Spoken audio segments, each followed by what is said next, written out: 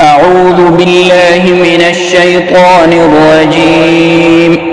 بسم الله الرحمن الرحيم. الحمد لله الذي أنزل على عبده الكتاب ولم يجعل له عوجا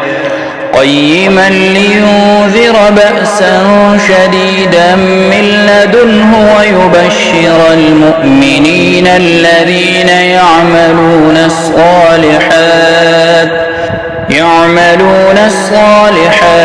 أن لهم أجرا حسنا ماكثين فيه أبدا وينذر الذين قالوا اتخذ الله ولدا ما لهم به من علم ولا لآبائهم كبرت كلمة تخرج من أفواههم إن يقولون إلا كذبا فلعلك باخع نفسك على آثارهم إن لم يؤمنوا بهذا الحديث أسفا إنا جعلنا ما على الأرض زينة لها لنبلوهم أيهم أحسن عملا وإنا لجاعلون ما عليها صعيدا جرزا أم حسبت أن أصحاب الكهف والرقيم كانوا من آياتنا عجبا إذ أوى الفتية إلى الكهف فقالوا ربنا آتنا من لدنك رحمة وهيئ لنا من أمرنا رشدا فضربنا على آذانهم في الكهف سنين عددا ثم بعثناهم لنعلم أي الحزبين أحصى لما لبثوا أمدا نحن نقص عليك نبأهم بالحق إنهم فتية آمنوا بربهم وزدناهم هدى وربطنا على قلوبهم إذ قاموا فقالوا ربنا رب السماوات والأرض لن ندعو من دونه إلها لقد قلنا إذا شططا هؤلاء قومنا اتخذوا من دونه آلهة لولا يأتون عليهم بسلطان بين فمن أظلم ممن افترى على الله كذبا وإذ اعتزلتموهم وما يعبدون إلا الله فأووا إلى الكهف ينشر لكم ربكم من رحمته ويهيئ لكم من أمركم مرفقا وترى الشمس إذا طلعت تزاور عن كهفهم ذات اليمين وإذا غربت تقرضهم ذات الشمال وهم في فجوة منه ذلك من آيات الله من يهد الله فهو المهتد ومن يضلل فلن تجد له وليا مرشدا وتحسبهم أيقاظا وهم رقود ونقلبهم ذات اليمين وذات الشمال وكلبهم باسط ذراعيه بالوصيد لو اطلعت عليهم لوليت منهم فرارا ولملئت منهم رعبا وكذلك بعثناهم ليتساءلوا بينهم قال قائل منهم كم لبثتم قالوا لبثنا يوما أو بعض يوم قالوا ربكم أعلم بما لبثتم فابعثوا أحدكم بورقكم هذه إلى المدينة فلينظر أيها أزكى طعاما فليأتكم برزق منه وليتلطف ولا يشعرن بكم أحدا إنهم إن يظهروا عليكم يرجموكم أو يعيدوكم في ملتهم ولن تفلحوا إذا أبدا وكذلك أعثرنا عليهم ليعلموا أن وعد الله حق وأن الساعة لا ريب فيها إذ يتنازعون بينهم أمرهم فقالوا بنوا عليهم بنيانا ربهم أعلم بهم قال الذين غلبوا على أمرهم لنتخذن عليهم مسجدا سيقولون ثلاثة رابعهم كلبهم ويقولون خمسة سادسهم كلبهم رجما بالغيب ويقولون سبعة وثامنهم كلبهم قل ربي أعلم بعدتهم ما يعلمهم إلا قليل فلا تمار فيهم إلا مراء ظاهرا ولا تستفت فيهم منهم أحدا ولا تقولن لشيء إني فاعل ذلك غدا إلا أن يشاء الله واذكر ربك إذا نسيت وقل عسى أن يهديني ربي لأقرب من هذا رشدا ولبثوا في كهفهم 300 سنين وازدادوا 9 قل الله أعلم بما لبثوا له غيب السماوات والأرض أبصر به وأسمع ما لهم من دونه من ولي ولا يشرك في حكمه أحدا واتل ما أوحي إليك من كتاب ربك لا مبدل لكلماته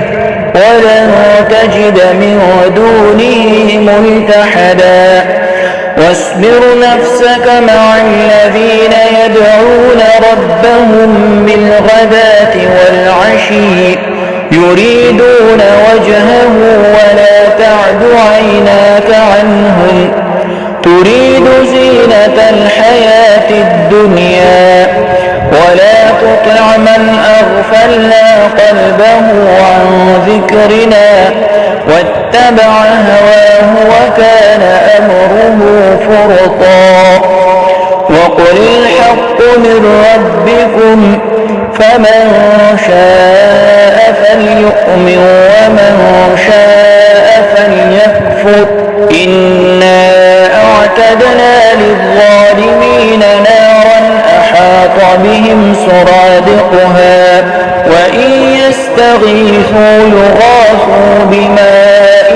كالمهل يشوي الوجوه بئس الشراب وساءت مرتفقا إن الذين آمنوا وعملوا الصالحات إنا لا نضيع أجر من أحسن عملا أولئك لهم جنات عدن تجري من تحتهم الأنهار يحلون فيها من أساور من ذهب ويلبسون ثيابا خضرا من سندس وإستبرق واستبرق متكئين فيها على الأرائك نعم الثواب وحسنت مرتفقا. واضرب لهم مثل الرجلين جعلنا لأحدهما جنتين من أعناب وحففناهما بنخل وجعلنا بينهما زرعا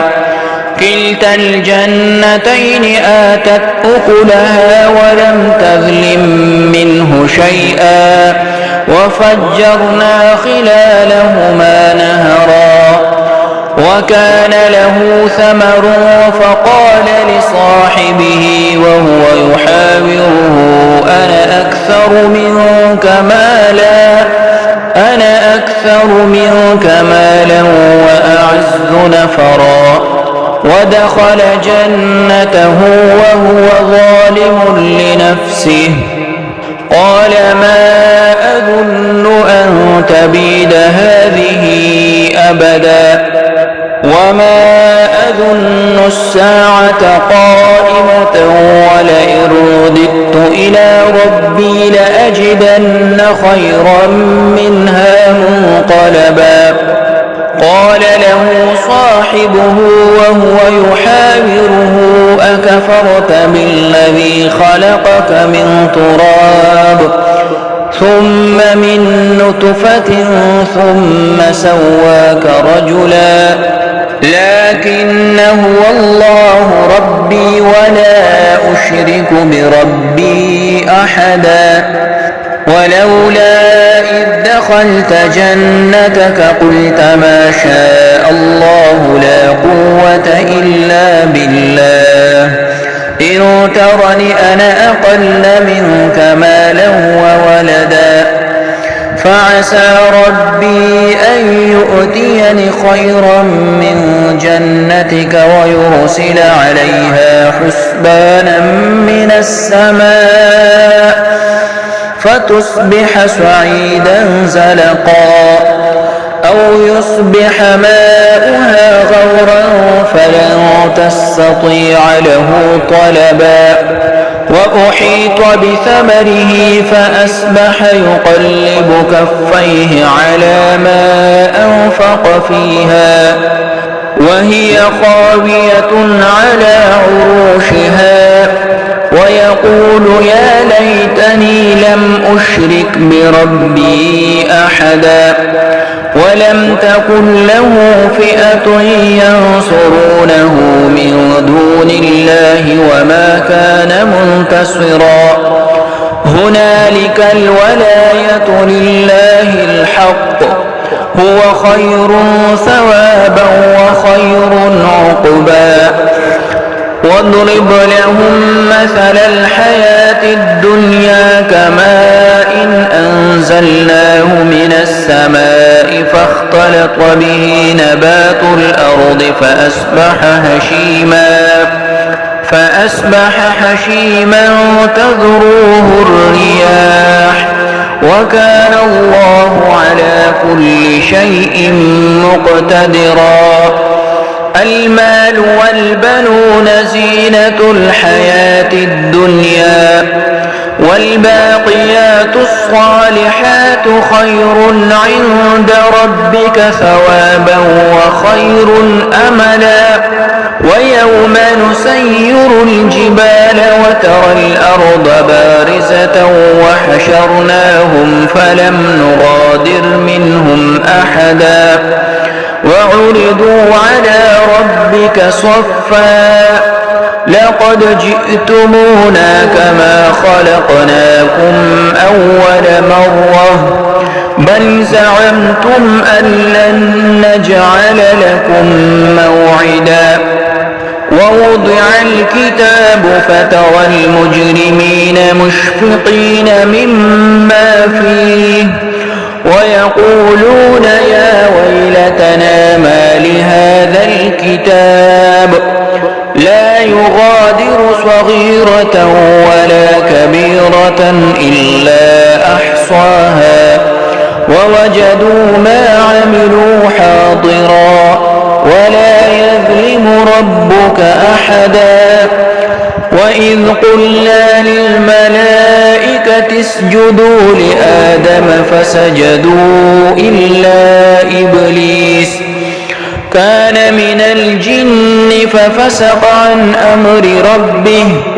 أفتتخذونه وذريته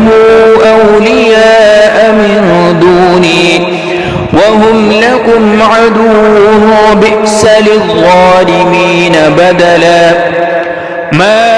أشهدتهم خلق السماوات والأرض ولا خلق أنفسهم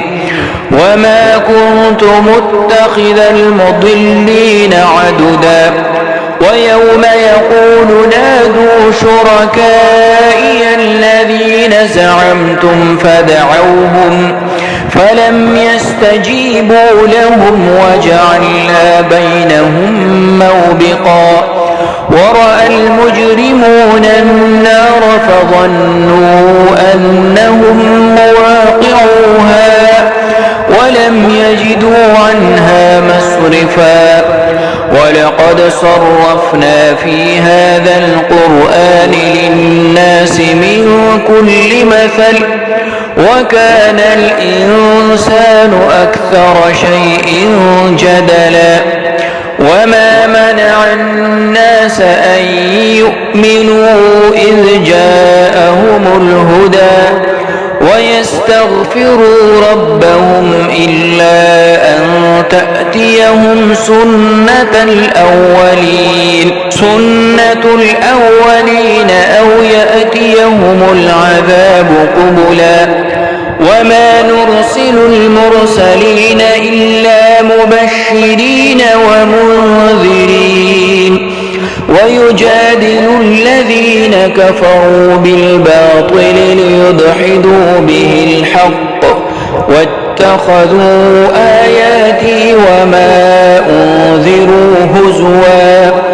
ومن أظلم ممن ذكر بآيات ربه فأعرض عنها ونسي ما قدمت يداه إنا جعلنا على قلوبهم أكنة أن يفقهوه وفي آذانهم وقرا وإن تدعوهم إلى الهدى فلن يهتدوا إذا أبدا وربك الغفور ذو الرحمة لو يؤاخذهم بما كسبوا لعجل لهم العذاب بل لهم موعد لن يجدوا من دونه موئلا وتلك القرى أهلكناهم لما ظلموا وجعلنا لمهلكهم موعدا وإذ قال موسى لفتاه لا أبره حتى أبلغ مجمع البحرين أو أمضي حقبا فلما بلغا مجمع بينهما نسيا حوتهما فاتخذ سبيله في البحر سربا فلما جاوزا قال لفتاه آتنا غداءنا لقد لقينا من سفرنا هذا نصبا قال أرأيت إذ أوينا إلى الصخرة فإني نسيت الحوت وما أنسانيه إلا الشيطان أن أذكره واتخذ سبيله في البحر سربا عجبا قال ذلك ما كنا نبغي فارتد على آثارهما قصصا فوجدا عبدا من عبادنا آتيناه رحمة من عندنا وعلمناه من لدنا علما قال له موسى هل أتبعك على أن تعلمني مما علمت رشدا قال إنك لن تستطيع معي صبرا وكيف تصبر على ما لم تحط به خبرا قال ستجدني إن شاء الله صابرا ولا أعصي لك أمرا قال فإن اتبعتني فلا تسألني عن شيء حتى أحدث لك منه ذكرا فانطلقا حتى إذا ركبا في السفينة خرقها قال أخرقتها لتغرق أهلها لقد جئت شيئا إمرا قال ألم أقل إنك لن تستطيع معي صبرا قال لا تؤاخذني بما نسيت ولا ترهقني من أمري عسرا فانطلقا حتى إذا لقيا غلاما فقتله قال أقتلت نفسا زكية بغير نفس لقد جئت شيئا نكرا قال ألم أقل لك إنك لن تستطيع معي صبرا قال إن سألتك عن شيء بعدها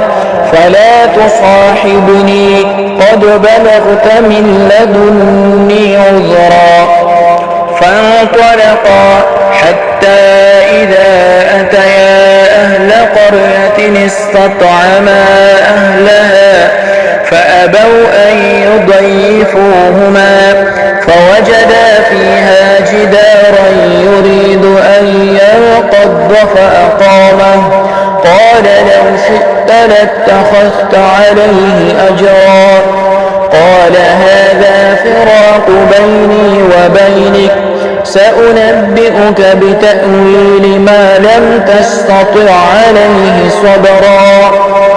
أما السفينة فكانت لمساكين يعملون في البحر فأردت أن أعيبها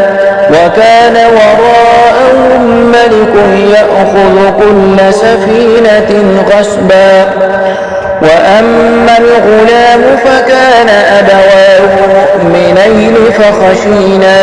أن يرهقهما طغيانا وكفرا فأردنا أن يبدلهما ربهما خيرا منه زكاة وأقرب رحما وأما الجدار فكان لغلامين يتيمين في المدينة وكان تحته كنز لهما وكان أبوهما صالحا فأراد ربك أن يبلغا أشدهما ويستخرجا كنزهما رحمة من ربك وما فعلته عن أمري ذلك تأويل ما لم تسطع عليه صبرا ويسألونك عن ذي القرنين قل سأتلو عليكم منه ذكرا إنا مكنا له في الأرض وآتيناه من كل شيء سببا فأتبع سببا حتى إذا بلغ مغرب الشمس وجدها تغرب في عين حمئة ووجد عندها قوما قلنا يا ذا القرنين إما أن تعذب وإما أن تتخذ فيهم حسنا قال أما من ظلم فسوف نعذبه ثم يرد إلى ربه فيعذبه عذابا نكرا وأما من آمن وعمل صالحا فله جزاء الحسنى وسنقول له من أمرنا يسرا ثم أتبع سببا حتى إذا بلغ مطلع الشمس وجدها تطلع على قوم لم نجعل لهم من دونها سترا كذلك وقد أحطنا بما لديه خبرا ثم أتبع سببا حتى إذا بلغ بين السدين وجد من دونهما قوما لا يكادون يفقهون قولا قالوا يا ذا القرنين إن يأجوج ومأجوج مفسدون في الأرض فهل نجعل لك خرجا على أن تجعل بيننا وبينهم سدا قال ما مكني فيه ربي خير فأعينوني بقوة أجعل بينكم وبينهم ردما آتوني زبر الحديد حتى إذا ساوى بين الصدفين قال انفخوا حتى إذا جعله نارا قال آتوني أفرغ عليه قطرا فما استطاعوا أن يظهروه وما استطاعوا له نقبا قال هذا رحمة من ربي فإذا جاء وعد ربي جعله دكاء وكان وعد ربي حقا وتركنا بعضهم يومئذ يموج في بعض ونفخ في الصور فجمعناهم جمعا وعرضنا جهنم يومئذ للكافرين عرضا الذين كانت أعينهم في غطاء عن ذكري وكانوا لا يستطيعون سمعا أفحسب الذين كفروا أن يتخذوا عبادي من دوني أولياء إنا أعتدنا جهنم للكافرين نزلا قل هل ننبئكم بالأخسرين أعمالا الذين ضل سعيهم في الحياة الدنيا وهم يحسبون أنهم يحسنون صنعا أولئك الذين كفروا بآيات ربهم ولقائه فحبطت أعمالهم فلا نقيم لهم يوم القيامة وزنا ذلك جزاؤهم جهنم بما كفروا واتخذوا آياتي ورسلي هزوا إن الذين